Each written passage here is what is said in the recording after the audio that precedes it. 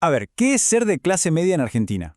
Parece una pregunta simple, ¿no? Casi todo el mundo se siente parte.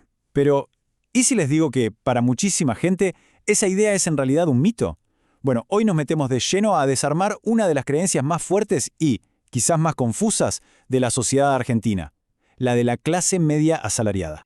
Bueno, alanquemos con un dato que la verdad es una locura. La gran mayoría de la gente en Argentina siente que es de clase media. Y no hablamos de la mitad ni un poquito más, no, es casi un sentimiento nacional. Y esa percepción tan pero tan generalizada es justamente por donde vamos a empezar. Esta es la pregunta del millón, ¿no? Una pregunta que parece sencilla pero que va directo al corazón de la identidad argentina. Y la respuesta que da la mayoría, bueno, ahí es donde se pone interesante la cosa. Y acá está la respuesta. Miren este número. 80%. Es increíble. O sea, estamos hablando de que 8 de cada 10 personas en Argentina se consideran de clase media. Es una identidad que parece abarcarlo casi todo. Pero a ver, ¿qué hay detrás de este número tan grande? La clave está en entender que esto va más allá de la plata en el banco. Es algo más cultural, si se quiere, casi una aspiración. Ser clase media se transformó en una especie de meta, un lugar al que todos quieren pertenecer, y eso une a un montón de gente, sin importar cuánto ganen en realidad.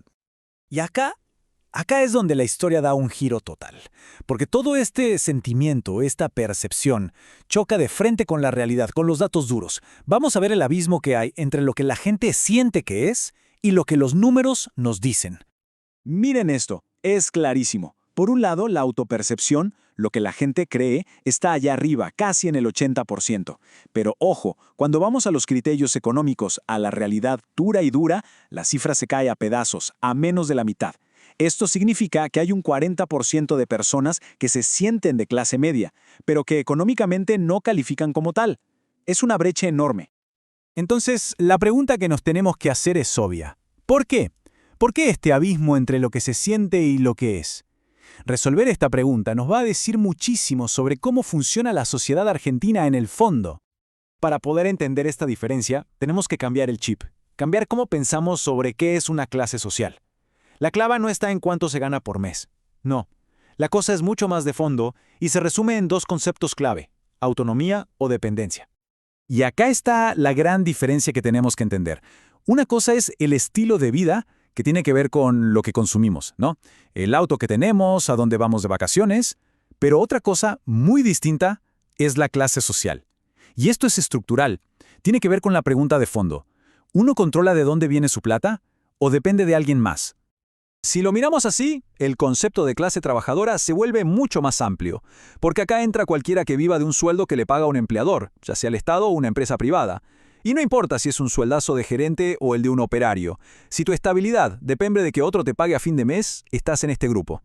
En cambio, la verdadera clase media, la real, es la que tiene esa autonomía económica.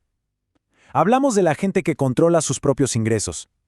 Pensemos en el dueño de un negocio chico, un profesional que trabaja por su cuenta, un productor.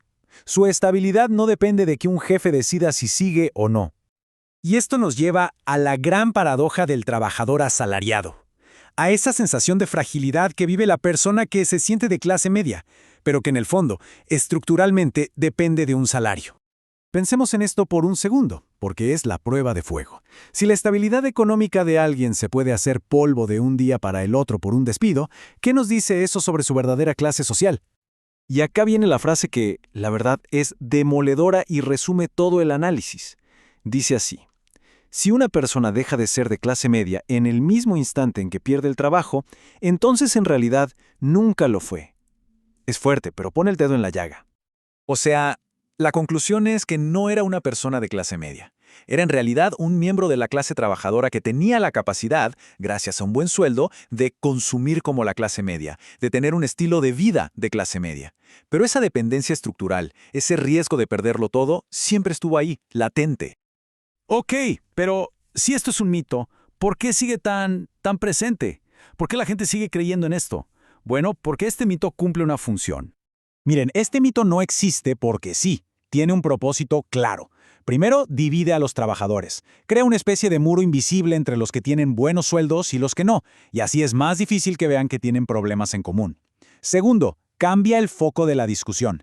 En vez de hablar de los problemas de fondo de la economía, se empieza a hablar del mérito de cada uno, como si todo dependiera del esfuerzo individual. Y al final, todo esto ayuda a ocultar dónde está concentrado el poder y el capital de verdad. Bien, para que todo esto quede más claro, vamos a ver un mapa social mucho más detallado que nos propone este análisis.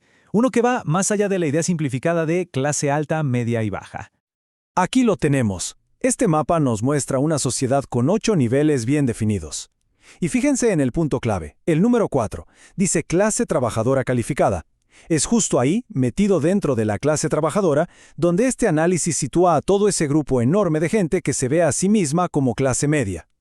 Entonces, la idea central es esta, y es muy clara. La famosa clase media asalariada no es una clase social aparte. Es, en realidad, un pedazo de la clase trabajadora, un segmento que simplemente tiene mejores sueldos. Y cerramos con la frase que lo resume todo y que nos deja pensando.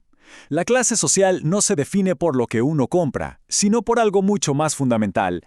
¿Quién controla la fuente de la que sale el dinero? Es una idea que nos obliga a mirar nuestra posición y la de toda la sociedad con otros ojos. Gracias por habernos acompañado.